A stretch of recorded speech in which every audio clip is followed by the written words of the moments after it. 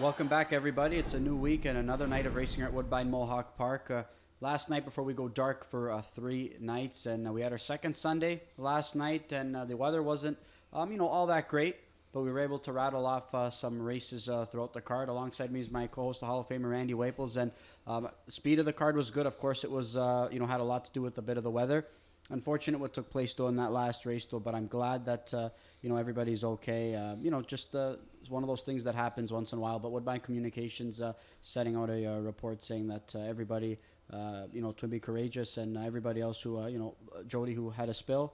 Everybody seems to be okay, thank God. Well, that's the big thing. That's the main thing. Everybody's okay, and they can compete another day.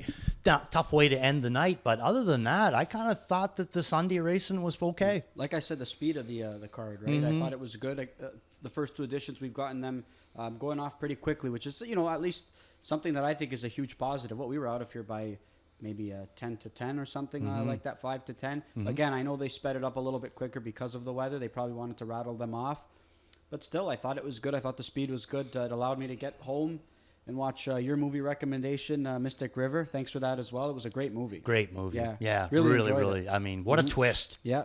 That's I don't know about you, guessing but from start to finish. Yeah, right? I mean, I never would have guessed the way it was going to end. Yeah, I watched, what was the movie I watched the night before? Wind River. I thought that was really good as well. So, just got to keep stringing along some movie ideas. Just keep sending them my way. But a lot of late nights, though. Yeah, it is. A lot of late nights. But I mean, that's kind of the beauty of movies. Sometimes you get home here. I mean, every time that I get home here, you're guaranteed that you're staying up for 2 hours. Now, sometime I waste it by, rewatching races and stuff like that. But when you're doing that all the time, even that gets a little bit old. So I'll throw a movie on. It's 2 hours, and then I'm ready to go to bed. It's no waste when you're filling your pockets, Randy, with all the winners, this right? Is it. Just trying to find those winners. That's but I know what you mean. You need. I can't even afford the pockets. You know what you need. You're right though, because you need a little bit of a break though. Sometimes just to decompress, right? Just a little watch different. and cover races all the time. I think something, even with sports, I watch so many sports, and sometimes just being able to turn on a movie and just kind of just avoid all things racing, all things sports, I think is just really, really good for the mind. Yeah, I mean, I really got into the movies kind of like more when I got into the acting, because then I started to realize just exactly what they were actually putting into doing a movie, and the subtleties of the acting itself. And then that's why on a movie like you were watching last night, you got Tim Robb and Sean Penn, Kevin Bacon. Like, you got a really select group of actors there, and it's just nice to watch a movie like that and just to see the subtleties of what they do. Just crazy that I fell so behind in terms of, I wasn't a movie guy, I wasn't really a show guy, and then it just kind of ramped up for me over the last couple of years. But working nights will do that. Yeah, a lot of quality cinema though. I tell you what, there's some really talented people, from producers to directors to actors and all. So we spoke about Sunday. Let's look at last night's action though, Randy. And one thing we know for certain, there wasn't a winner in the pick six sequence, which means we are going to get a carryover opportunity going into tonight's card. And there it is on screen. $6,480 is what's going to be added in to this carryover, and we're gonna get a pretty good pool on this Monday night, I'd have to figure. Some good payouts in the early pick five, $6,800. And that kicked off with an even money winner that you and I both didn't like, and I think a lot of players probably. I know he was the favorite, but I think that was an instance where a lot of sharp players who maybe wanted to try and take a stand against the Chalks, I don't think they were using Nova Blue as well. No, I don't think so. I don't think anybody had him down for that. You know what I mean? He certainly surprised me. Yep. But you know what? He was trending. He was racing better. One of those days you knew he was going to get there. But again, it's a matter of price and value. And at even money, you let horses like that beat. You just have to. You have to let them beat you. Yeah. Now we got to start a whole new cycle over, and non-winners of two. Yep. Well, it's been a bad stretch for us fading horses that struggle to get their nose up, isn't it? Yes, I mean, they're finding a way just before the year ends. So and as always, though, Randy, when we kick off a Monday night program, we always like to see the stats and standings for the drivers and trainers. Let's take a look at the driver standings here. We haven't seen James for a couple of weeks because he's been a little bit busy, and he's going to have a chance to close things out tonight. But how about this? A couple of new faces here. Wow. We get J.R. Plon and Billy Davis Jr., who are going to make the board. Louis Waugh, top of the standings with 8 wins. last week, and a really good week for him. Really good week for Tyler Borth as well. And Jared Plon and Billy Davis Jr. making the most of their opportunities. How about those win percentages? Those are some good numbers. There's some really, really good numbers. Where did Louis come up with the big money day? Where was he making that kind of money? I wonder if there's any, was there any finals? Was it maybe? Harvests or something maybe? Something I can't like remember, that. but that was a good week, $171,000 compared to the rest of them. But yeah, nice to see, Louis up on top. Nice to see 3 young guys there, all, in line there. All getting all good doing opportunities. Real good opportunities and doing a really, really good job. They wouldn't be getting those opportunities if they weren't doing a good job. And boy, the trainer board took a little bit of a couple shaking up too. Yeah, good week for Kyle Fellows. Another great week here for Dave Maneri, who's having a fantastic year. I think last night he surpassed his career high in single season wins, and he's already had a career high for earnings as well. So he's going to be a main threat for that O'Brien Award this year. I know he was close last year, but I think he's going to have a really good chance to capture his first ever O'Brien Award as Trainer of the Year. Yeah, I mean, I wonder who else you could really kind of throw in. I think there. you'd have to throw in Doc Moore for sure. Yeah. I think he's had a really strong year. Then again, there's three finalists though, right?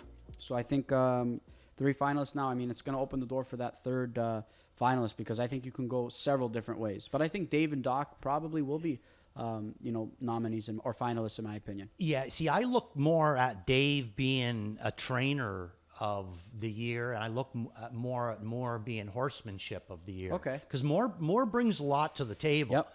It's not just training. Like Dave brings a lot to the table too. He's a pretty sharp trainer. But Moore's also the vet and the trainer.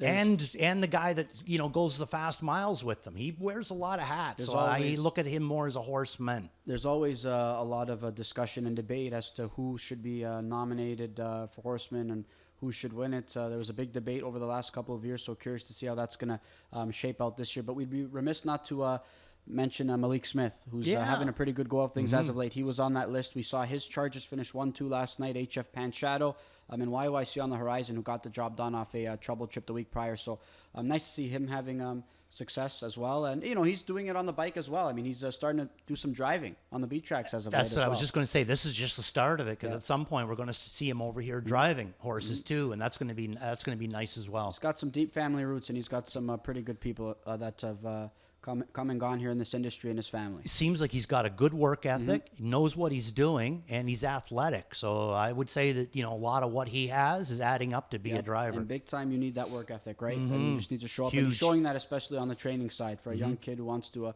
try and make a name for himself. His dad was a hard worker, He still is. Yeah. Still is a hard worker, and he's instilled some really some quality principles in Malik as well. So it's nice to see him having some success. And let's go dig into this Monday night program, Randy. Let's just get right to it here and kick things off in race number 2.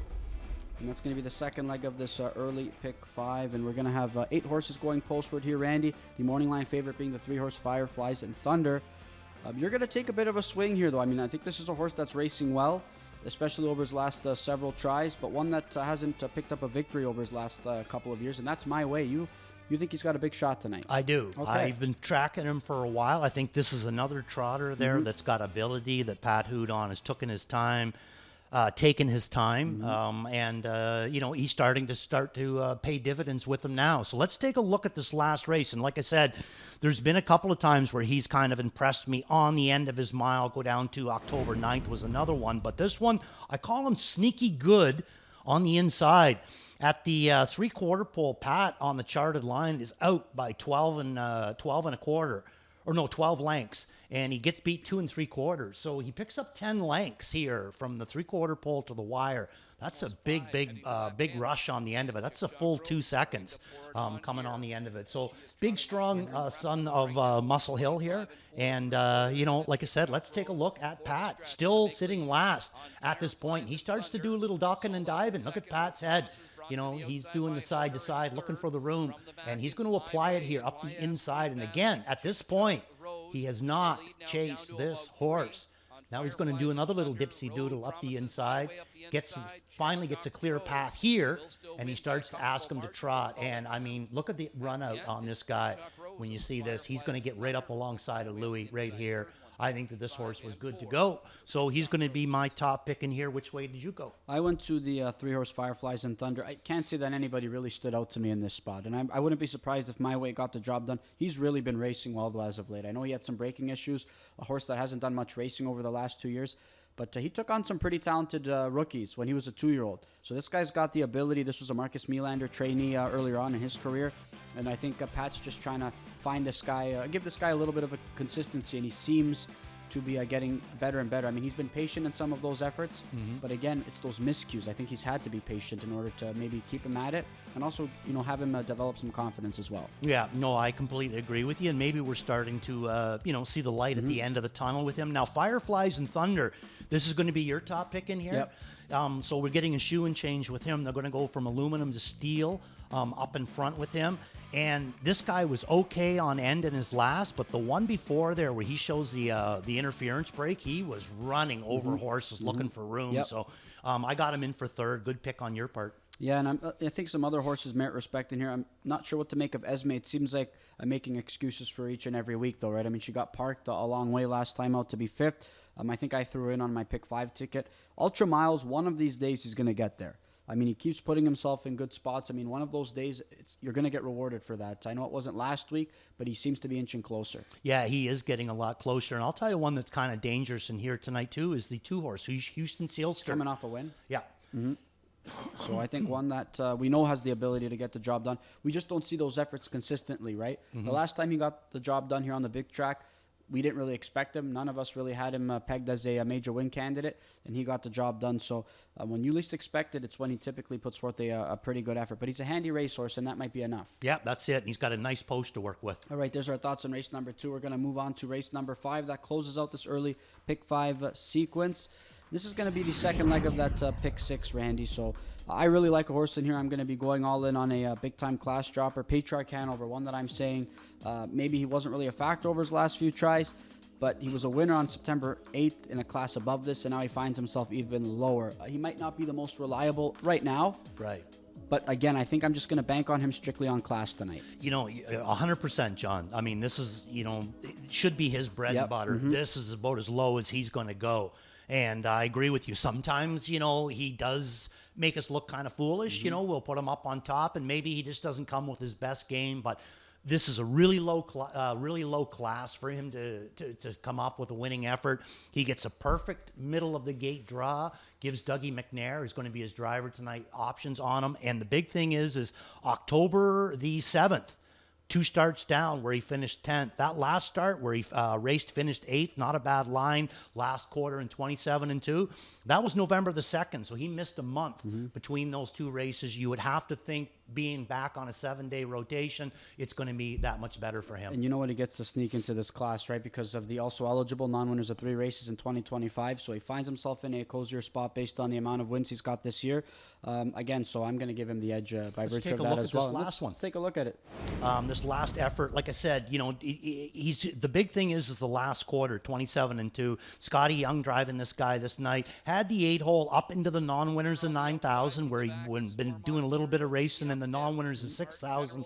Unfortunately, Scotty catches him up in class with a month off and a bad post. But he makes the most of it, doesn't end up getting paid for his effort, but really puts a nice smile into this guy. And like I said, 27-2 on the end of it with missing a month. You would have to think coming back in on a short rotation and dropping about 3 classes, he's going to be that much better in here. And not to mention the fact, too, we know about the back class that he brings as well. Big time. At one point, he was, he was racing in the upper conditions, right? So, some horses just over time tend to kind of find themselves at a level like this, but we know that they can reach back and find it when they look, when they go to the gate and face a group like this, right? I mean, Patriarch's faced much, much tougher throughout his career. Give me a bit of a value player underneath that maybe might be able to round things out here for an exactor or a triactor. What about Magic Dealer? Okay. Going back to Burt Renault in here, every time that he races him, he always seems like he's got good movement on the end of it. So I threw him in on the bottom. Another thing quickly with the Patriarch Hanover that is interesting, I find. So September the 22nd, raced on Lasix, right? October the 7th, where it's that really bad line where he finishes 10th, no Lasix. Yep. And then misses that month, comes back, first start, Lasix. Tonight, Lasix. So what's that make tonight, John? Second start, yep, Lasix. And exactly. So I think a lot of positives going Yes. towards this Greg McNair trainee, who I think will be a Sweet. popular single to close out that early pick 5. We're going to move on to race number 6. That kicks off that late pick 5 sequence. We've got a field of 7 going postward. This is a pretty wide open race. I mean, I think there's some every horse in here basically is coming off some pretty good efforts, and we're going to get some horses that are going to, be entering this class as well. The likes of PL Rainbow Dash, who got a nice win 2 starts back, took on Tougher last week in what was still a really good effort. Now she finds herself in this spot. I like her here tonight, Randy, but I think you can go several different directions. You really like the morning line favorite Wild Turkey Hanover, and he delivered last time out. He still fits this class that he got the job done in last time out. Did you go back his direction or somewhere else? No, I actually went to second with the Turk. Turk's going to go in for the deuce tonight there. I actually went right here, Hanover. And the replay that we're going to show you on him is a little bit down. We're going to go to October the 6th for this guy. And the biggest reason why is because this is the race where he races against Wild Turkey Hanover. And this night that they race against each other, I had my money on Wild Turkey Hanover, and Wild Turkey Hanover had no excuses. He should have, if he was going to go by, he was going to go by. But right here, Hanover had a lot of fight in him. So let's take a look at October the 6th. Coming down the lane and non-winners of 3, 52-1 is lifetime mark for right here Hanover, and you're going to see it right here. That's Wild Turkey on the outside, and like I said, Phil had to make a little bit of a move to get here, but he ducks back in, lets the horse kind of muscle back up again, and now brings him back to the outside, and now is when he's going to take a full chance at this guy. And at this point, I think that he had more than an ample opportunity to get by him, but he's not going to get by him, and I think that every once in a while, right here, Hanover can come up with a really, really tough effort. And in this effort, you could see just, Wild Turkey just wasn't going to get to him that night. So now he's raced 4 times since then. All of them been good efforts into that winners of 3, not more than 5. Comes back to that class. Picks up Jody Jamieson. Now, I don't know if Jody's driven this guy too much, but what I like where Jody does fit this guy is the fact that he will give him a chance. He will get him out of there and put him into position. That's all you can ask. So right here, Hanover's the way I'm going to go. Yeah, I think that's obviously a really good angle, one that I used through and underneath, and I'm going to use on my pick 5 ticket as well because, again, I think the fact that Jody's going to pick up this drive, it's a live pickup that he's going to get tonight. But you mentioned early speed and giving him a shot. I think that Tyler Borth, because we saw speed from this mare on October 7th with Tyler, I think we're going to maybe see that here tonight in what I think is a more manageable spot. I think the company that she was taking on last week, obviously tougher than this group. So the fact that she's in this class and what is still a wide open race, I think Tyler has the options. If he wants to go forward, he can go forward here. And the mare has shown that she can leave out of there, with conviction. Yeah, no doubt about it. Now there's a bit of, to me anyway, there's a bit of a monkey in the room here. This outside horse, I know he's coming in off of a break, and I know he's coming in off of a stale date. But my friend Jose is a 4-year-old racing against a lot of 3-year-olds in here. There are some 4-year-olds, but a lot of 3-year-olds. And when this guy is ready to throw down, this guy is a really, really tough horse to get by. So I threw him in for a piece of it, but maybe I might be wrong. Maybe this is the night that Herb and Trevor Henry decide that they're going to rifle Jose down the road. And if they do that, he is so tough in front. You know what? If that's the case tonight, so be it. But I agree with you. I know he's got the ability, but just a horse that I have to, I feel inclined to just play against tonight. But I agree with you. He's got the ability, and maybe he surprises us with one of those vintage down the road approaches. But look, there's a lot of sharp horses right now, and I think, a handful of these horses in this spot, I think they're a little bit sharper than my friend Jose, at least going into tonight. So that's the way. So I think you can go many different ways here to kick off this early pick 5. Randy John doesn't like your horse tonight, Herb. Randy liking right here Hanover. I'm liking PL Rainbow Dash. At least not tonight. Just not tonight. But you know what that means. Ship the chips. There you go. All right, we're going to go to race number 7 here. And we've got a field of 10 going postward. And the morning line favorite's going to be the 1-horse Carson's Buck and Go, who put forth a really, really good effort last time out. The last 2 efforts have been solid efforts. You and I both really like the 3-horse DA Super Glow. And we're going to get a trainer change here. And we're going to get Louis-Philippe Roy aboard, who booked off Smiles for Miles, who was so sharp with him being aboard over the last couple of tries.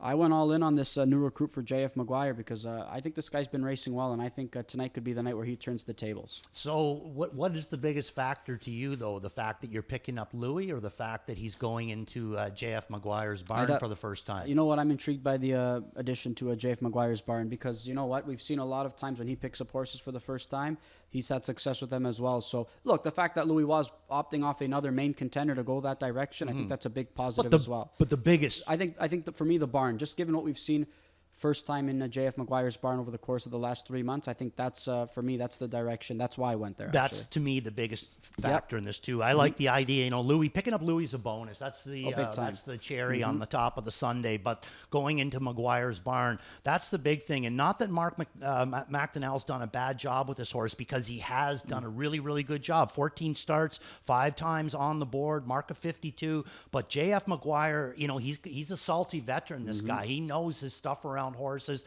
There's a lot to learn off of a guy like this. I mean, if I was looking for a place to go to work, this is the kind of guy I think that you could go to work and learn a whole lot from this guy. So DA Super Glow is the way that I'm going to go as well on this. And again, the biggest reason is that barn change. But let's take a look at what potentially could be a little bit of an upsetter. You said, Louis picking against Smile for Miles. Let's take a look at Smile for Miles' last race, because this guy has really been racing good since they've added him to this class. He's had a win and a third. I'm not 100% sure if he'd have maybe had a win and a second, or maybe even 2 wins if he gets out a little bit early in this race. Louis Waugh doing the driving on this guy in the deuce right now, and he is going to get out, but it's going to be much, much too late, where it's going to be the big factor. Right at this point, he is stuck in Nowheresville. Nowhere to go for Mr. Waugh. Nowhere to go for the horse on his back either, Trevor Henry. At this point, Louis starts to chase, but guess what? When he chases, this guy moves forward again. Still no place to go for him. Louis chases a little bit more. I'm not going to say running over horses on the end of it, but when they get locked in journeys like that, it adds to the next start.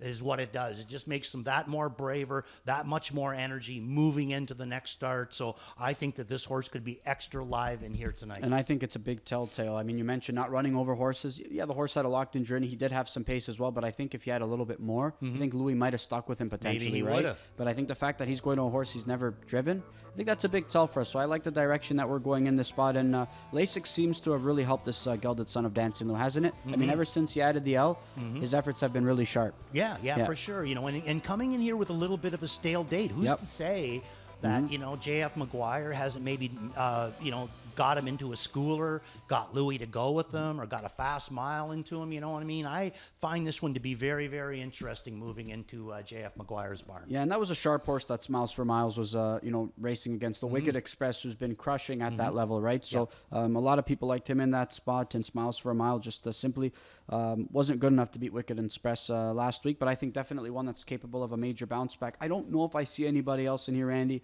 that can maybe play the role of upsetter. I know Carson Spuck can go installed as your morning line favorite. I think he'll take some play.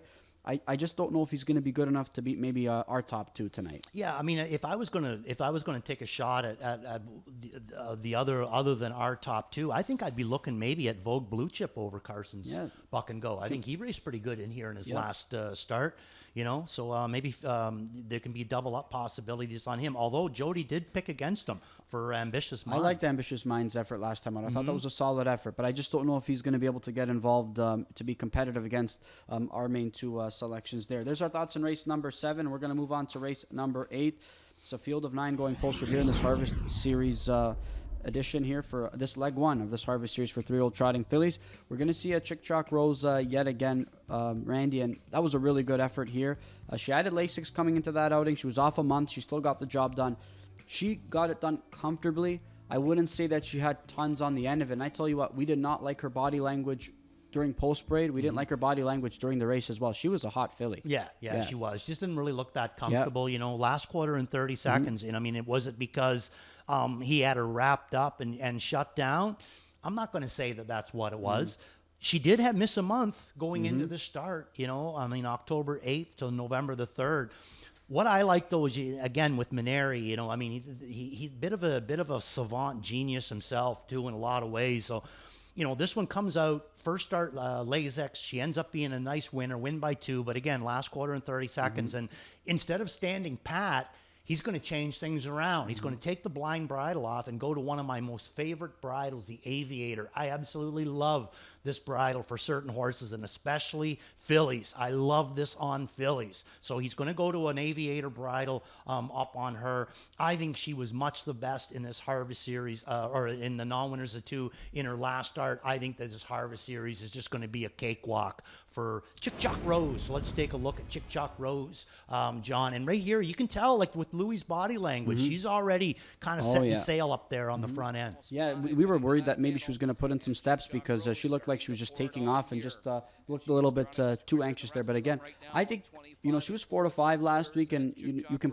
maybe argue after the race that we thought she was going to be even lower than that, potentially 1 to 5, especially given the way the multis and the sweeps were playing. But I think people might have just seen her body language out there and said, you know what, this is a filly that there's a really good chance she'll self-destruct. And she did, and she got the job done. But again, can't say I love the body language on her. I just think that she probably beat a group that she was a little bit sharper than on that given night. Nobody really stands out in this group. I think there was horses racing well, but there was no clear standout. And the fact that, this filly was going into a new barn, a high percentage barn.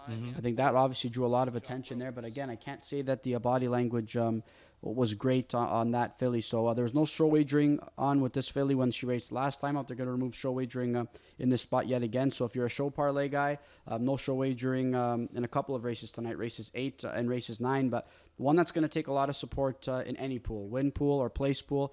For you though, Randy, you mentioned the Aviator blind. Maybe enlighten us on what kind of impact that could have in just kind of what kind of blind that is, or bridle that is, I should say. Okay, so a normal blind bridle is just a solid piece of leather, go on both sides of their cheeks, and they can't see back, they can't see to the side, they can only see focus straight ahead. So what an Aviator is, it's exactly the same on both sides of their eyes, but instead of it being a solid piece of leather, what it is, it's a smoked plexiglass. Okay. So they can actually see some of it out, but because it's smoked, it's not like just a clear. You can get clear Aviators, or you used to, but I kind of like the smoked ones a little bit better. So basically what it is, it's like a blind bridle, but it's not as severe as a blind bridle. It's kind of like a cancy back or a set of side rolls, but it's a little bit more severe than a cancy back or a set of side rolls. It's the coolest bridle. And what I think it's going to do for her is she's going to have all the same qualities that she had last time, but she's going to be a little quieter. Okay. She's not going to be quite as fired up because she's going to be able to see the horses around her and not just hear the horses around her. So I think this is an incredibly smart bridle change by Maneri. Going in here, 2 straight wins, 1 in his barn, but 2 straight wins and making a bridle change. Well done, Dave. And I'd feel more comfortable maybe using her as a single, and if I played a couple of different combinations and maybe pressing on her. Now that I see that bridle change, I didn't key her though in the pick 6 sequence because of just what we saw in that replay, right? The body language wasn't great. There's some fillies in here that if they work out a trip, or if she starts to get a little bit leg weary late, this Dave Maneri trainee, they can get to her late. Why is Queen Beth, I think, one that merits respect. How about Nightingale coming off a nice victory on October 31st? I don't think Chick Chock Rose is a layover given what we saw last week, but we might see a different dimension of her tonight because of that bridle adjustment. I think the bridle will really help her. Okay. And I also think, too, being in Maneri's barn, a second start is going to help her as well. We saw it with Usain Hanover, right? Missed some time. He was just okay in start number 1, but he was a lot better. We didn't think he'd win given the trip that he worked out, but he proved he was good to go. So you're absolutely right. I think. And also remember earlier on in the show, who was number 1 in the trainer report from last week? David Maneri. Having another hot barn. Another phenomenal year, and Pollock Racing and company just sending him horses, and why not? He's having a really good go of things over his last few starts, and just adding more work to Dave Maneri on his plate already. He's already has enough work, but just adding even more. He's not complaining. No. He one thing about Dave there, if there was 25 hours in the day, he'd be more than happy to spend 24 and a half of them in his barn. Yep, you bet. And we're going to move on to race number 10. Another race here with no show wagering here, so no show wagering here on this 10th and final race on this Monday night program. The morning line favorite, Colt Creek Aspero. One that I believe you backed last time out. I can't remember. I think we both might have backed this filly last time out, but she was in a much better spot, wasn't she? Yeah, much easier bunch there. And I think coming right back to this more or less same group in here tonight. All the Cold Creek horses have just been racing lights out right now, and this is another one. Would this be the reason why the show wagering was removed, do you think, John? Yeah, I'm not sure, actually. This is a race where I was probably a race that I wasn't expecting the show wagering to be turned off on. I think this is a pretty deep race. I know we've seen it lately with some heavy chalks in some of those races and some stakes events that have horses that lay over the group. Probably a little bit surprised if you ask me that show wagering was turned off in this race in particular, because you mentioned Cold Creek Sparrow. While he's a contender, though, she's not necessarily gonna snap off the wings and dominate this group from start to finish, I'd say. So for me, a little bit perplexed in that regard, but otherwise, I think she's a main contender. I think she's going to be good in here. So let's take a look at the replay on Cold Creek Sparrow. This is going to be my top pick in here as well. The margin of victory looked like it was going to be, a cakewalk, but then Cook the Books really made it interesting right on the end of it. You're going to see Cook the Books moving hard on the end of it. More or less the same bunch that she raced against last week. One little extra addition, though, and that's going to be the 7-horse Gucci Sealster. Went over to Flamborough, had a nice win there, and will be back here to contest this 20 claimer again. Yep, and she had lots of go, right? I don't know if she was running over them or if she put in steps that as a result of just having too much go, but she bounced back in a big way against the softer bunch at Flamborough, and I think she's going to have an opportunity to get back in the winner's circle. But you're going to have to try your best to get the best of Cold Creek Sparrow here. But you mentioned Cook the Books. How good was she late in the mile? And it's not the first time we've seen that. No, always got big go on the end of it, but unfortunately always gets away in a really, really bad spot. So if she gets away in the same kind of bad spot in here tonight, and there's a lot of movement up front, I just don't know if it's just going to be a scenario where she's just going to keep coming flying on the end of it to be a piece of the ticket. I think if he wants to win with her, it's going to have to get her a little bit closer. Yeah, I went to Cold Creek Sparrow underneath. I went to Gucci Sealster on top. This is a good pick, Gucci Sealster. But again, I think that you mentioned Cook the Books. I think that filly's got a great shot as well. You used one for my baby. I know things didn't work out last time out. Are you just banking on a maybe just one of those bad efforts in the post relief as well? I think so. Okay. I just don't think that she had it last week. I mean, it was a tougher trip, but she still should have been better than she was. And with Nikki coming right back to Tyler Jones, I think that's almost Nikki holding up the hand saying bad on me. You know what I mean? Going to give Tyler another chance with her. So I think that he could do some good with her. All right. So there's our thoughts on this Monday night program. And let's get to some multi-leg wagers. Randy, we've obviously got that pick 6 carryover, one that we're going to be keeping an eye on there. And we both provided some ticket ideas. But let's start things off here with some pick 5 ticket ideas. And let's see how you mapped out your ticket in this early sequence. A single in the opener here. I like it. Yeah, well, we got a scratch now of the 8-horse. That makes it a little bit easier for the 10 there, Flash Chap. I think that this one, this is her race to win or lose. Open to Blind Bridle, 2 for this one. She's going to stay in here because she's going to fit that optional 60 tag. He's going to, he can make money in here hand over fist. So I'm going to start it off with that. Race number 2, deep, maybe I should have went all on this one, but there's a couple that I did leave off. In the race number 3, back to the single and to the outside, that's going to be I Believe in Angels. McNair returning for this one. In race number 4, I'm going to go Hobnob Hanover and Coal Digger. Coal Digger in the middle of the track for Tyler Borth. And in race number 5, it's going to be Mr. Magic and Patriarch Hanover. I probably could have made the ticket a little bit cheaper just going Patriarch Hanover. I do think that he's singleable in there. But to the same effect, if he is going to get beat, I just see that Mr. Magic being the one that's going to do it. You had some guts going too deep in race number 4. I could have hit the all button there. I liked it to go, I think, 4 deep in the pick 5, but I did use a little bit more in the pick 6 because I had a trio of singles. But I'm going to single a couple of horses in here. I'm going to go all in on I Believe in Angels. Like you mentioned, that wasn't her trip last week, and I think the fact that Doug's back aboard, he's certainly gotten along well with her. I trust her to get the job done and rebound in a big way, and I'm going to trust Doug in the last leg as well with Patriarch Hanover. I spread in this opening leg. I went 3 deep in race number 2, and I spread in race number 4. I'm still not going to give up on this Gucci Goo just yet. Adding the trotting hopples back, he did make a miscue well before the gate last time out from the outside. I think this guy, if he pieces it together, he can be a main contender. Really, there's no standout in this race, like I said. So for me, it's I don't think there's a bad pick in this race. There's just certain horses that I just feel inclined to maybe leave off.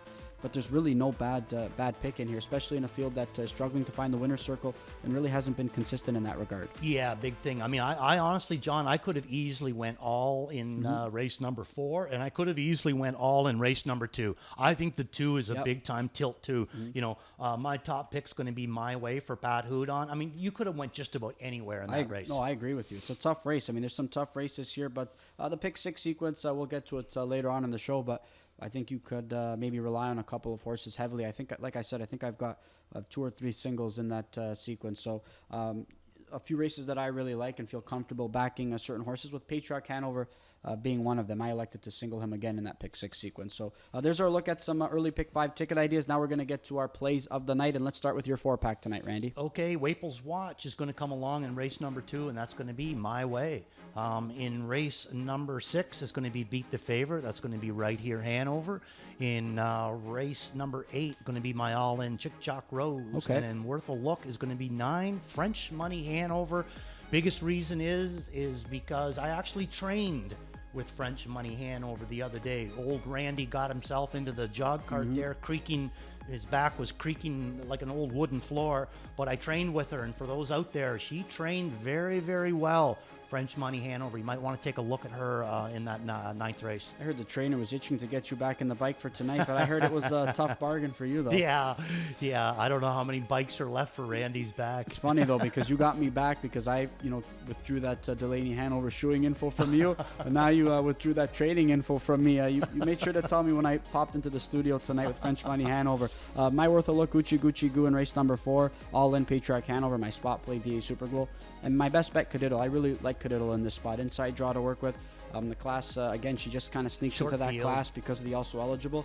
She should have every opportunity to put forth a pretty good effort. And we're going to hear from some other resident handicappers tonight. PL Rainbow Dash, spot play for Garnet Barnsdale.